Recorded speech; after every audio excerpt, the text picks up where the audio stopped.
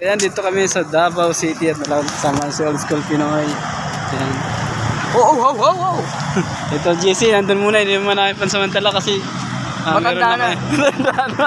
Meron lang kami bibili na yan. Tignan nyo. Kami naman. Ayan. Tignan mo kung gaano kaya ganda rin sa Davao. Gaano kasi maglakad. Maghahanap tayo ng pedestrian crossing dahil bawal dito yung matitigas ang ulo. Ayan. So, hindi pwede dito yung tawid ka lang ng tawid. Yung galing Manila na tawid ng tawid kahit saan. So, kailangan mo sumunod kung saan yung pedestrian lane para makatawid lane, ka. humihinto talaga yung sasakyan para padaanin Oo. yung mga Tatawid. pedestrian. Ayan. Konti lang tayo ng tamang timing sa pagtawid. Sa gitna na kami.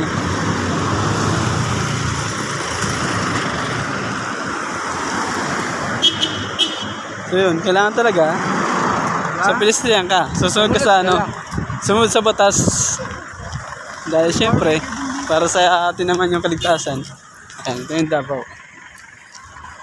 Safe. Wala kang makikita rito. Kalat Puro Sa linis. lahat, bawal mag-yosi dito kung saan. Oo. Meron lang designated area kung saan ka pwede mag-nigarilyo. Diba? Ganito sa Davao. Ganito kaganda ang Davao City. Siyempre, shoutout tayo sa Mayor Basti Duterte na nakita natin kahapon. Yan, dun sa hearing sa may Davao City Hall.